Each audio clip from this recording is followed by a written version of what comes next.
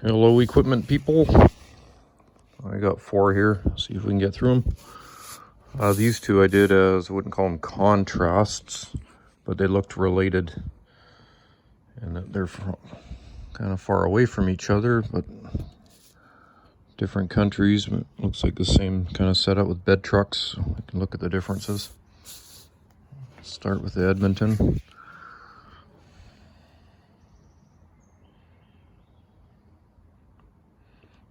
I don't know if this company's around. Of course, I didn't pre-look at the book. It might say complete dispersal. Okay, guys, so the complete dispersal for radon. Anyway, so this company isn't around anymore. So what's that saying? You let people talk long enough, they eventually answer their own questions. So.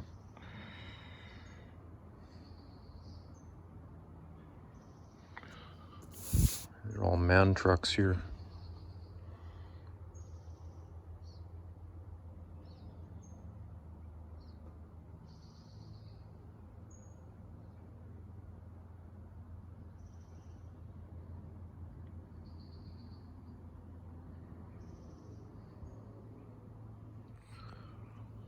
Anyone into Hazes, there's some good serial numbers and Pacifics. Not my idea of good math times, but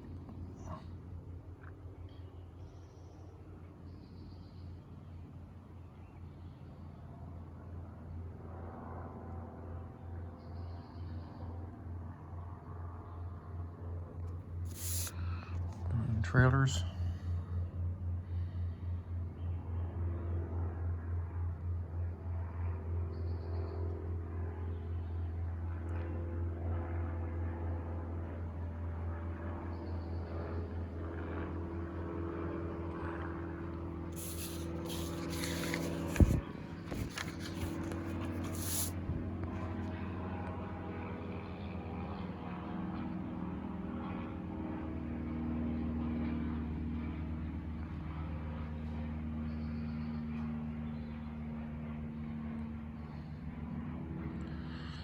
And some Dukes of Hazzard movie set stuff. Of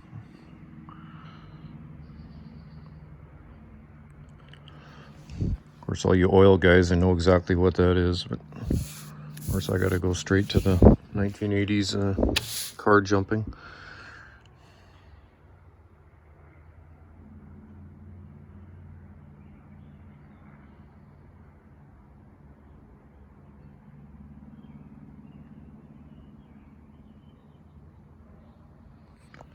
It was a different era, but those trucks would still look current driving down the road. And 7 years later, they did a similar thing here with Reed Transportation.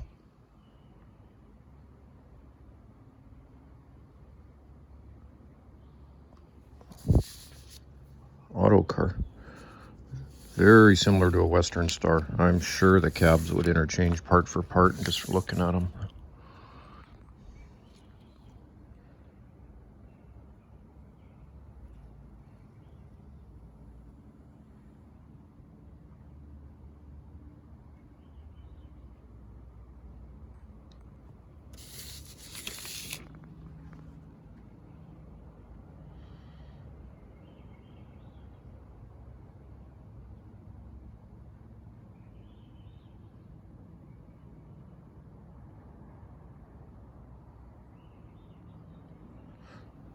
I wouldn't see any of those names up here ever.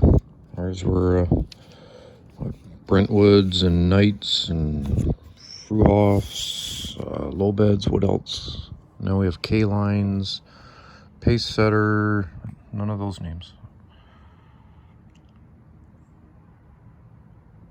Willock.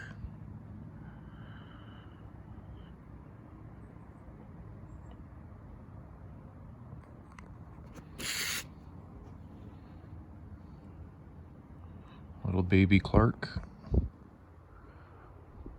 Oh, that doesn't quite have the point with the bar like the 125s or the 175 Michigan's had. I always wondered about that. It was very distinct angle in the cab. Don't know if it served much of a purpose since it's glass. It's not like you really were restricted by the angle of it for viewing it.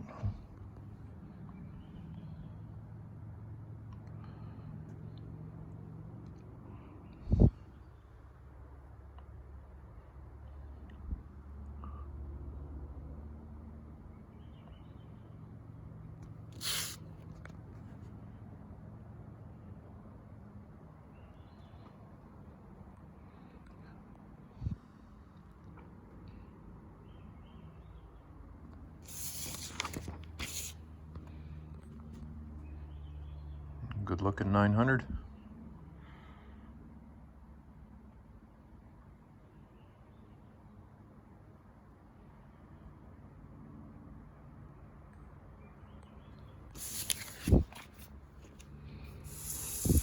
And an old one, 1978. All C500s.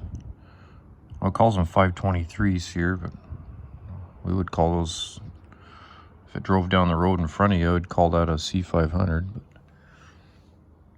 it just means heavy duty, like 10-inch lift kit on the cab, twin steering boxes. Cool looking trucks. And that, our American neighbors, we all agree on. We all like the C500s.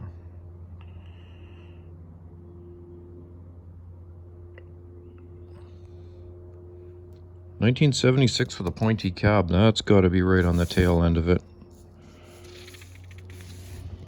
They went to the square cab right around that time.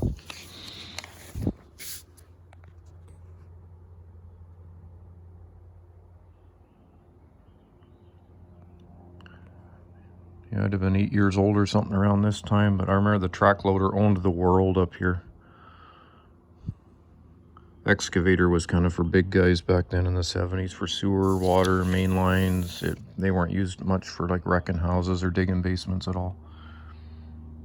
Mainly because they had no track power, the tracks would fall off, and they probably were no good on hills. Because they were all like these two here, draughts and Hydra units, poke lanes and Hi-Hos and Hein Warners, all the good old stuff.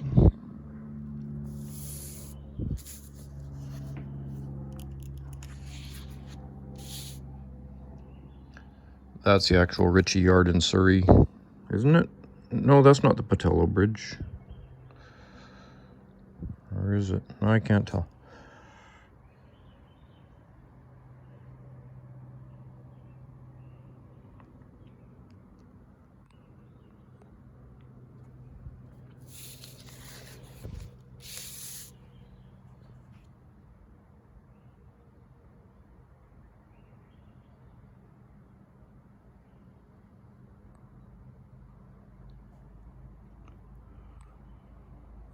Okay, that's a typo.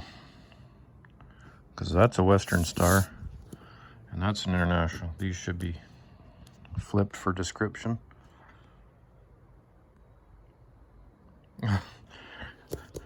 Yeah, General Motors had almost got a good design there. Too bad they stopped that. I think this was Typo City. New girl on the presses that day, so common sense was... Oh, this is hilarious. There's the Kenworth.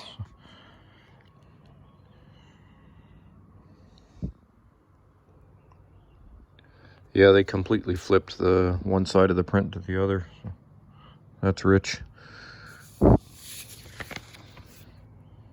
And I knew, usually we do 3, I knew it'd be just a moment under, so I picked a 4th as a backup.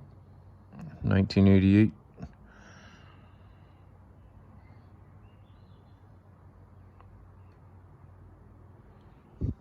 A built feller buncher, not a factory feller buncher.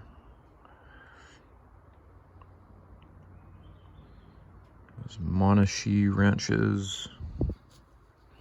Good looking truck. And who was having tough times in 1988? Hanson Logging. Oh, they went out completely in 2002 or 3 at the Prince George auction. It was the opening of the new Prince George yard at the time. I was at that sale. I think the guy's name was Helke Hansen. They actually brought him up front and paraded him through. And I think Dave Ritchie and one of the Ritchie brothers was there too. It was a big ceremony, so I was there that night or day.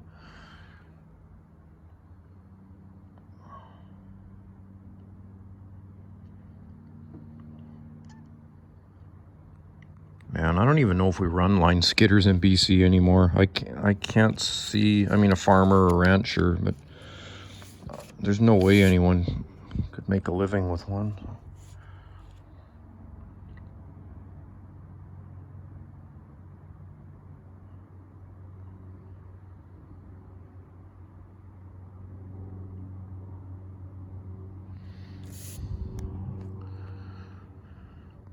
These 966s, the C's, they were apparently a good machine. I've run one as a bucket configuration a little bit, just loading chips on the river at a mill once and in a little quarry once, but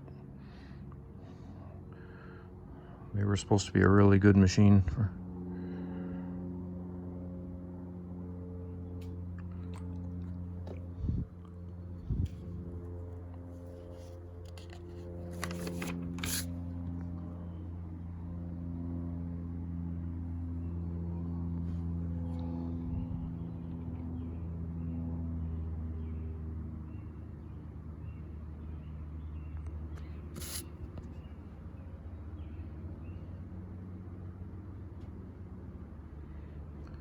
I've gone a little over what I try to do for 10 minutes on these, but if we'd done 3, we would have been a little under. So. It's like a Timberjack 404 skidder with that Allison automatic transmission. First gear's too low and second gear's too high. So.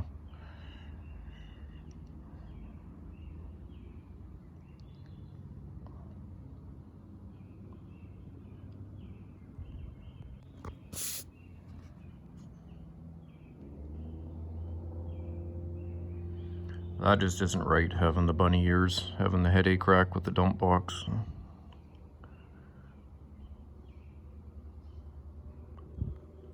Actually, that says Hanson Logging and Contracting. The Hanson that went out in 2002, I think, was called Hanson Logging and I thought Construction. Maybe totally different companies. Common name, I'm sure.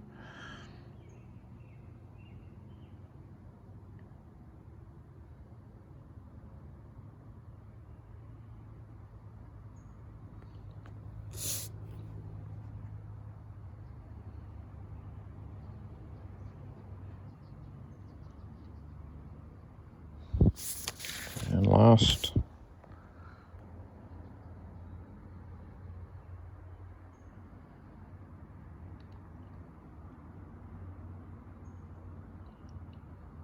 company name Turbo Transport.